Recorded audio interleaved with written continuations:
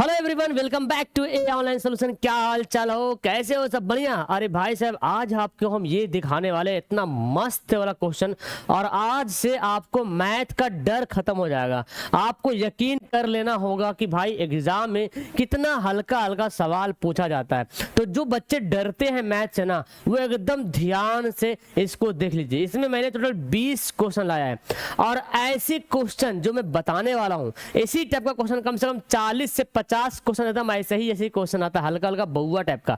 तो आप अगर थोड़ा सा डेडिकेट कर लोगे पढ़ने में, थोड़ा सा ध्यान देना, ज्यादा नहीं, थोड़ा सा, फिर देखना कितना कमाल का आपका रिजल्ट आने वाला है। ठीक है ना? तो इस वीडियो में हम लोग एकदम मस्त वाला सवाल पढ़ेंगे करेंगे। और जो बच्चे देख रहे हैं, आपको कम से कम 20 क्वेश्चन में 15 क्वेश्चन सही करना है, और नीचे कमेंट करके बताना कि आपने कितना सही बनाया। ठीक है ना? सबसे पहले हम एक मोटिवेशन लाइन सुनते हैं आपके लिए कि सफलता एक चुनौती है, इसे स्वीकार करो, क्या कमी रह गई देखो और सुधार करो। सफलता एक चुनौती है, इसे स्वीकार करो, और क्या कमी है देखो और सुधार करो।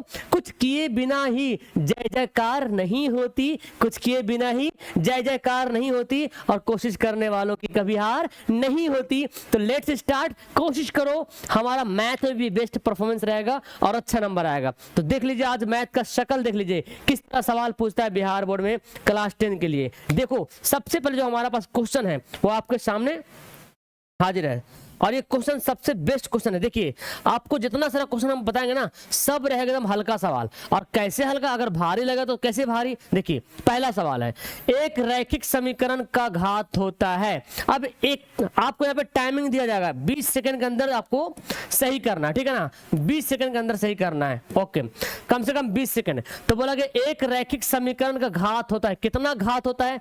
एक रैखिक समीकरण, पहले आप जानो एक रैखिक समीकरण किसको कहते हैं भाई? तो जिस पर एक पावर होता है, जिस समीकरण पर एक पावर हो। देखिए, कितना पावर है इस समीकरण पे? कितना पावर है? तो इस समीकरण पे केवल एक पावर है ना, इस समीकरण पे केवल एक पावर है। कौन सा कलर लिखा है इसमें? ऐसे ही ब्लैक, ब्लू, व्हाइट, पिंक, और कोई कलर नहीं है? पिंक पिंक, चलो व्हाइट रहेगा। तो इस समीकरण पे देखो केवल एक पावर है। तो जिस समीकरण पे केवल एक पावर हो, जिस समीकरण पे केवल एक पावर हो, उसी को बोलते हैं रैखिक समीकरण, और पावर को बोलते हैं घात। कितना घात है? एक घात है। तो आपका ऑप्शन क्या हो जाएगा? सी हो जाएगा, बिल्कुल सही आंसर। ठीक है? देखिए, ऐसे सवाल पूछा था एग्जाम में। फिर देखो, वृत्तों के केंद्र पर बना कोण होता है। चलो टाइम स्टार्ट। वृत्त का केंद्र पे कितना डिग्री कोण बनता है? देखो कितना आसान है एकदम। आप वृत्त है, ये वृत्त के सबसे बीच में बताते हैं यहाँ पे कितना डिग्री कोण बनेगा, है ना? कितना डिग्री का एंगल बनेगा। अब आप सोचिए, एक वृत्त को घुमाते हैं स्केल से ऐसे, तो पूरा घूमता है, पूरा गोल सा घूमता है। आपको मालूम पूरा गोल कितना डिग्री होता है? 360 डिग्री होता है। तो एक वृत्त के केंद्र पर बना कोण 360 डिग्री होगा। ये हमारा राइट आंसर हो गया। ठीक है? अगला सवाल देखो, और 20 सेकंड का टाइम शुरू। देखिए, एकदम बहुआ टाइप का सवाल पूछेगा। 2 5 2 5 7 5 8 5 का बहुलक क्या होगा? दिमाग में रखो, बहुलक सवाल पूछेगा, क्या होगा? ये बदल सकता है, लेकिन नियम नहीं बदलेगा। ठीक है ना? तो बहुलक क्या होगा भाई? अब देखो, इसमें जो नंबर ज्यादा बार रिपीट हो रहा है वही तुम्हारा बहुलक है। देखिए, 5 एक बार, 2 बार, 3 बार, 4 बार, 5 सबसे ज्यादा बार रिपीट हुआ है। जो रिपीट ज्यादा हो रहा है, जिसकी फ्रीक्वेंसी ज्यादा है, जो बार बार आ रहा है, वही आपका बहुलक है। तो आंसर क्या हो जाएगा? 5। आई थिंक आपने बिल्कुल सही सही जवाब दिया होगा। अब देखो, चौथा सवाल मानते हैं। ये हम लोग जब एपी पढ़े थे ना, तो उसमें बताया था मैंने आपको कि 4 10 16 22 28 का सार व अंतर क्या होगा। अब बोले सर, सार व अंतर क्या होता है? बहुत ही सिंपल, देख लीजिए, जो नहीं पढ़े ना वो भी देखिएगा, प्यार हो जाएगा आपको मैथ से। कैसे निकालते हैं सार व अंतर को? हम लोग बोलते हैं डी। कैसे निकालते सार व अंतर? किसी को कोई नंबर को उठाइए और उसको पहले वाला से घटा दीजिए। देखिए, 10 में से 4 घटाइए तो सार व अंतर आएगा। 16 में से 10 घटाइए तो सार व अंतर आएगा। 22 में 16 घटाइए तो सार व अंतर आएगा। 28 में से 22 घटाइए तो सार व अंतर आएगा। किसी को भी घटाओ और आंसर सेम सेम आना है। तो 10 में से 4 घटाएंगे, कितना हो जाएगा? 6। और यही है सार व अंतर, ऑप्शन नंबर बी। अब अगर आपको सवाल बोल देगा, कोई भी चीज यहाँ पे दे देगा, कोई भी नंबर, और बोलेगा सार व अंतर बताओ, तो क्या करोगे? सिंपल सी बात है भाई, घटा देंगे। आगे वाला को पीछे वाला में से घटा देंगे। ठीक है? नेक्स्ट, अब ये सवाल आ गया परिमेय कौन है भाई? ये एकदम मस्त क्वेश्चन है, ये आपका चैप्टर 1 का सबसे सुपर क्वेश्चन है। और इस परिमेय अपरिमेय 3-4 सवाल पूछता है, ठीक है। तो अभी तो हम झलक दिखला रहे हैं, ट्रेलर दिखला रहे हैं, ठीक है। फिल्म पूरा बाकी रहेगा, अभी एग्जाम तक पूरा फिल्म दिखाएंगे, ठीक है। तो बोलता परिसर कौन है, परिमेय कौन है? परिमेय कहते हैं भाई जिसका रूट निकल जाए। सिंपल सी बात समझिए, या तो जो P/Q के रूप में लिखते हैं वो परिमेय होता है, और रूट वाले पॉइंट में ये है कि जिसका पूरी वर्गमूल हो जाए। देखिए पाई, तो फिर पाई को याद करिए, पाई अपरिमेय है, ये एक्सेप्शन आप याद कर लो, पाई का अपरिमेय होगा। 7 का रूट निकलता है पूरी, 7 का वर्गमूल नहीं निकलता है, ठीक है ना। 16 का वर्गमूल निकलता है, 16 का वर्गमूल कितना होता है? 4 होता है, इसका वर्गमूल नहीं निकलता है। तो जिसका वर्गमूल निकलेगा वही होगा परिमेय, बाकी तीनों क्या हो गया? अपरिमेय। ओके, चलिए 6ठा नंबर सवाल देखिए। टाइमिंग यहाँ पे चल रहा है, आपको 20 सेकंड में आंसर देना है। सबसे छोटी अभाज्य और सबसे छोटी भाज्य संख्या का गुणनफल क्या होगा? बहुत बार सवाल पूछा है। पहले बताओ सबसे छोटी आभाज्य संख्या कितना होता है? आभाज्य संख्या कहां शुरू होता है? आभाज्य संख्या 2, 3, 5, 7 ऐसे शुरू होता है। तो सबसे छोटी कौन हुआ? सबसे छोटी अभाज्य संख्या हो गया कितना बाबू? 2 हो गया। और सबसे छोटी भाज्य, तो भाज्य संख्या शुरू कहां से होता है? 4 से शुरू होता है, 4, 6, 8 ऐसे करके। तो क्या हो जाएगा? 4। और गुणनफल मतलब क्या करेंगे? गुना करेंगे, तो 4 दूनी 8। लीजिए इसका आंसर हो गया ऑप्शन नंबर सी। सारे बच्चे आंसर कमेंट कर रहे हैं, वेरी गुड। लास्ट हम सब कमेंट करना कितना आपने सही बनाया। ओके, देखिए प्रथम 10 सम प्राकृत संख्याओं का माध्य ज्ञात करें। माध्य होगा, ठीक है, माध्य। प्रथम 10 सम प्राकृत संख्याओं का माध्य ज्ञात करो। पहले लिखो सम प्राकृत संख्या क्या होता है? 10 गो प्रथम, तो 2 रहेगा, और कौन होगा? 2, 4, 6, 8, 10, 12, 14, 16, 18 और 20 कितना हुआ? 1, 2, 3, 4, 5, 6, 7, 8, 9, 10, ठीक है। माध्य निकालने के लिए क्या करते हैं? सबको पहले जोड़ते हैं। तो इसको जोड़िएगा ना, सम संख्या का जोड़ने का फॉर्मूला है n × n+1, जोड़ने का फॉर्मूला है। जोड़िए 10 है ना, n कितना? 10 है, 10 और कितना हो गया? 10 1 11, 11 देंगे 110। तो इसको जोड़िएगा तो आएगा 110। माध्य निकालने का नियम क्या होता है कि सबको जोड़िए और जितना है उससे भाग कर दीजिए। तो टोटल को जोड़ेंगे कितना आएगा? 110 आएगा। और टोटल है कितना? 1, 2, 3, 4, 5, 6, 7, 8, 9, 10। 10 से भाग कर दो, कितना? 11 आ गया। तो ये फॉर्मूला था। अगर सम संख्या बोले तो ये फॉर्मूला बैठा के निकालिएगा जोड़, और नहीं तो सबको जोड़िए। 20, 16, 18, 2, 20, 16, 4, 20, 14, 6, 20, 12, 8, 20। तो 1, 2, 3, 4 है ना, 20, 25, 100 और 10 110 हो गया। ओके, तो कितना हो गया? 11 हो गया इसका राइट आंसर। चलिए नेक्स्ट सवाल पढ़ते हैं। कौन किसी घटना की प्रायिकता नहीं हो सकती है? बड़ा मस्त सवाल प्रायिकता का, सुनो ध्यान से, एकदम कंसेप्ट समझ लो। नहीं पढ़े हैं मुझे मालूम है, नहीं पढ़े तो क्या दिक्कत है, हम बता रहे हैं ना आपको, एकदम मजा आएगा। किसी घटना की कौन प्रायिकता नहीं हो सकती? प्रायिकता मतलब संभावना। आज बारिश होने की संभावना है, क्या पता होगा कि नहीं होगा। तो प्रायिकता का जो रेंज होता है, कहां से कहां तक प्रायिकता होगा? जो प्रायिकता होगा वो प्रायिकता प्रोबेबिलिटी जो होता है ना, वो या तो 0 से बड़ा होगा या 0 के बराबर होगा। देखिए प्रायिकता या 0 होगा या 0 से बड़ा होगा, छोटा नहीं, मतलब माइनस में नहीं होगा। या तो बोलता है या 1 से छोटा होगा या तो 1 के बराबर होगा। तो प्रायिकता 0 या 0 से बड़ा और 1 से छोटा, मतलब 0 से छोटा भी नहीं और 1 से बड़ा भी नहीं, इसके बीच में रहेगा। तो देखो 0.3 0 से बड़ा है, 0.2 0 से बड़ा है, 60% मतलब परसेंट मतलब परसेंट का मतलब बटा में 100, तो भाग करोगे तो जा जाएगा 0.6, तो ये भी तो 0 से बड़ा हो गया। और देखिए 3.5, ये देखिए 1 से बड़ा है ना, तो 1 से बड़ा प्रायिकता नहीं होता है। तो हमारा ऑप्शन हो गया डी।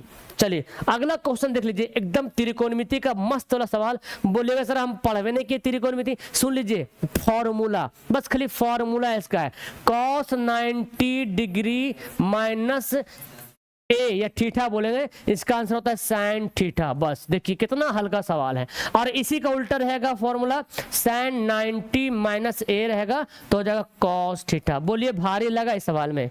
आपको फॉर्मूला याद नहीं था तो लग रहा भारी हो, लेकिन अब बताओ इसको याद कर लीजिएगा कितना हल्का है। cos 90 minus theta sin theta, sin 90 minus theta cos theta. यहाँ पे थीटा पे ए बी कुछ भी रह सकता है, ठीक है। चलो ये देखो 0 और 50 के बीच कितनी जो है 0 और 50 के बीच कितनी विषम संख्याओं की संख्या कितनी होती है, ये सब हर बच्चा बताएगा इसका आंसर।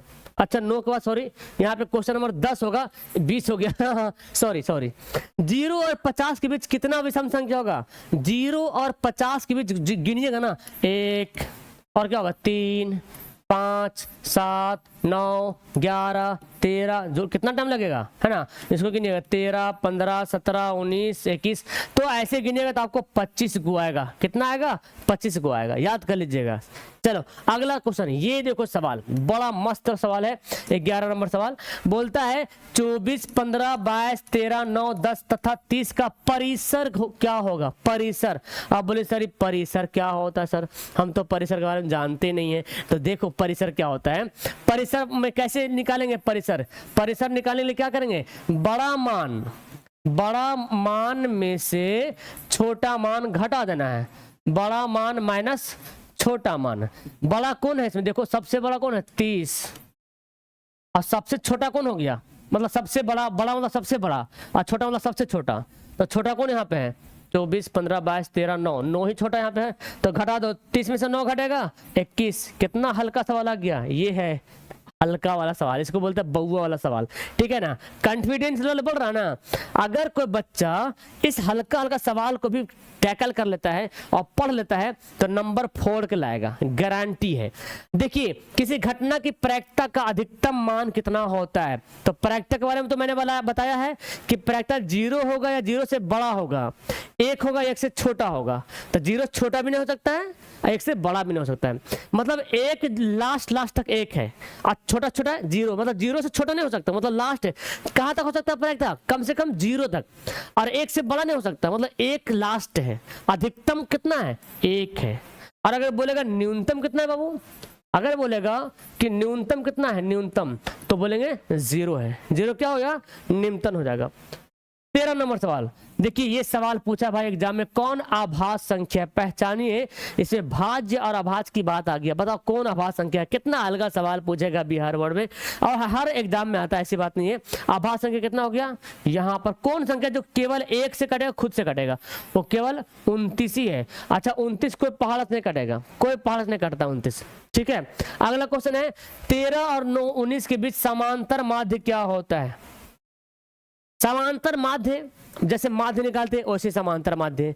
कैसे बनाएंगे इसको, 13 और 19 के बीच, तो सिंपल है 13 और 19 को जोड़िए और 2 से भाग कर दीजिए, जोड़िए 9 2 11 1 1 2 1 3 बटे 9 3 12 1 1 2 1 3 32 बटे 2, यानी कि कितना आ गया, काटिए 16 दूनी 32। हमारा आंसर क्या हो जाएगा 16, बिल्कुल राइट आंसर हो जाएगा। ओके अगला सवाल देखिए, कौन से मूल बिंदु का नियामक है। मूल बिंदु का नियामक कौन है, देखिए मूल बिंदु किसको कहते हैं, जब y वाला लाइन y एक्सिस और x एक्सिस जहां पर कटता है उसको बोलते हैं मूल बिंदु।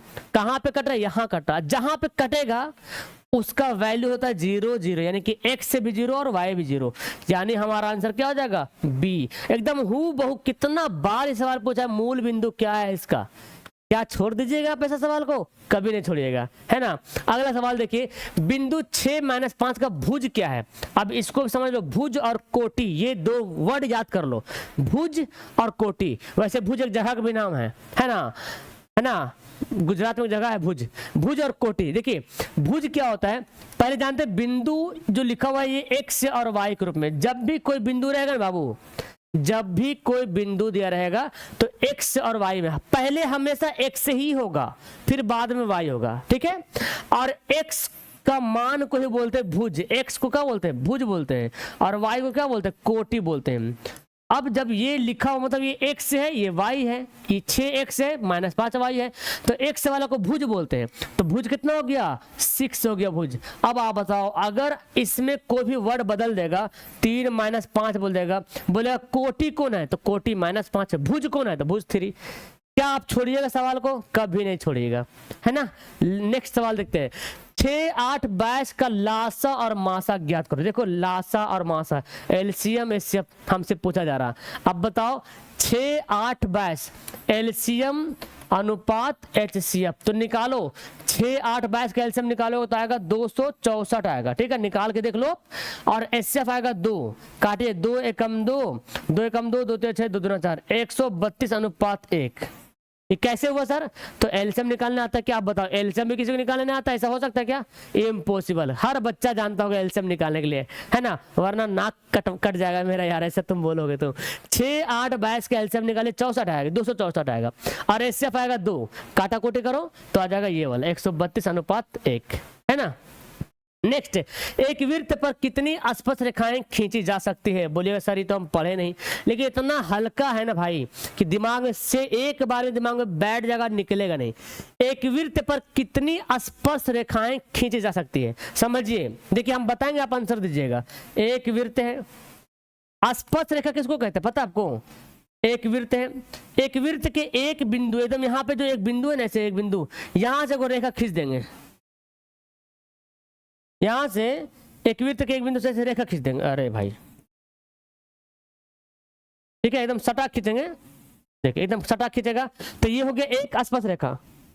तो यहाँ बोला एक वृत्त पर कितनी स्पर्श रेखा खींच सकते हैं, इन्हें कि बोला एक बिंदु पर, खाली बोला एक वृत्त पे, तो यहां से खींचे तो यहां भी तो खींच सकते हैं ना,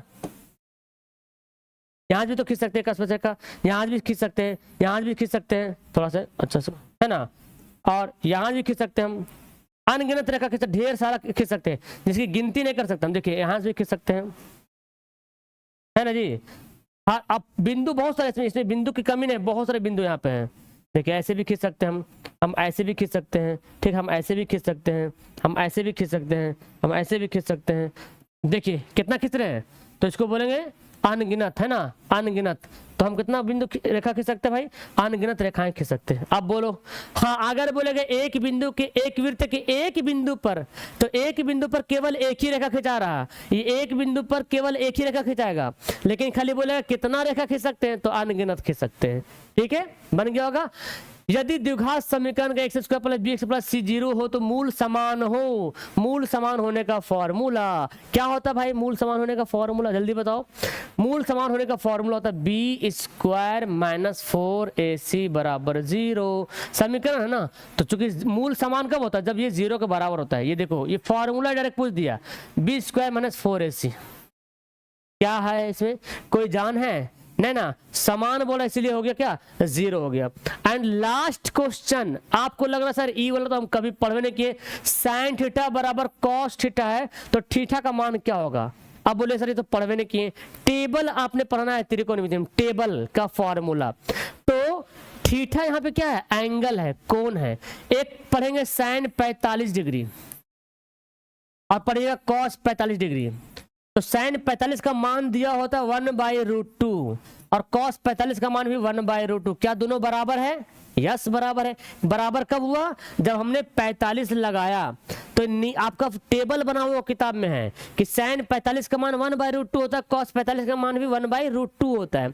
तो ये बराबर कब है? साइन थीटा कॉस थीटा बराबर कब है? एंगल जब हमारा 45 डिग्री होगा तब। तो ही बोला कितना एंगल होगा? तो बोलेगा 45 डिग्री होगा। तो मजा आया बनाने में? कितना सही बनाया आप लोग कमेंट कीजिएगा। और ये सबसे बेस्ट तुम्हारे लिए है कि अगर आप बेहतरीन ढंग से math, science, social, Urdu, Hindi, English, Sanskrit जो भी है अगर पढ़ना चाहते हो तो इससे बेस्ट प्लेटफॉर्म आपको मिलना मुश्किल हो जाएगा। और इतना कम प्राइस में, मिनिमम प्राइस देखिए 399 हमारा रफ्तार बैच चल रहा, रफ्तार नाम का बैच है ना, और जिसका टारगेट है कि 450 प्लस मार्क्स दिलवाना। बहुत सारे बच्चे इस बार लाए थे 450 प्लस, आप भी ला सकते, यू कैन डू इट। और कितना मिनिमम प्राइस है? एक बार लगेगा, बार बार नहीं लगेगा, ठीक है ना। और यहाँ पे आपको नोट्स मिलेगा, पीडीएफ मिलेगा, वीडियो मिलेगा, लाइव क्लास प्राइवेट मिलेगा, टेस्ट भी मिलेगा। तो मतलब A to Z plus crash course अगर आएगा नवंबर में तो वो भी आपको फ्री मिलेगा। लेकिन इस बैच में जुड़िएगा तब, ठीक है ना। और अगर जुड़ना चाहते हो तो देखो यहाँ पे मोबाइल नंबर दिख रहा होगा, है ना, 8210423200 मोबाइल नंबर दिख रहा। इस मोबाइल नंबर पे अभी कॉल करो, कांटेक्ट करो और बताओ सर, क्या पूछो सर से क्या क्या बात है, सर क्या है इसमें, है ना, कैसे मिलेगा, और ज्वाइन हो जाओ, फिर बाद में पछतावा ना हो, ठीक है ना। तो ये वीडियो मेरे ख्याल से आपको बहुत काफी हेल्प हुआ होगा। अगर आप इसी तरह से और वीडियो जानना चाहते हो साइंस का, सोशल का, अलग अलग चैप्टर का, तो मुझे जरूर बताना। ओके, फिलहाल मैं आपको एक बात बताऊं, जो उर्दू वाले बच्चे हैं, तो उर्दू वाले बच्चे के लिए एक बड़ी खास बात है कि उसके लिए अलग से बैच है 299 का, सिर्फ उर्दू, हिंदी, इंग्लिश का। जो चाहते हैं बच्चे कि हम खाली उर्दू पढ़े सर, तो उसके लिए अलग बैच है 299 का। कॉल कीजिए। और अगर यूट्यूब पे पढ़ना चाहते हैं उर्दू, तो यूट्यूब पे सर्च कीजिए Urdu online solution, Urdu online solution, ये स्पेशल उर्दू के लिए ही एक यूट्यूब चैनल बनाया गया है। तो सारे बच्चे सर्च कीजिए Urdu online solution Google, YouTube पे आपको मिल जाएगा, वहां पे ज्वाइन हो जाएगा, वहां पे उर्दू क्लास मिलने वाला है, ठीक है। चलो तो वीडियो क्लास करते हैं। आई होप कि आपको बहुत ज्यादा मजा आया होगा, और आप कितना सही बनाए कमेंट बॉक्स में कीजिएगा कमेंट। ओके, हम सबका कमेंट चेक करेंगे कौन कितना सही बनाया। और कोई सवाल हो तो सवाल पूछ सकते हैं, बाकी लाइक, शेयर और सब्सक्राइब ये जरूर कीजिएगा। ओके, चलिए मिलता हूँ नेक्स्ट वीडियो में। That's all, thank you everyone, bye bye.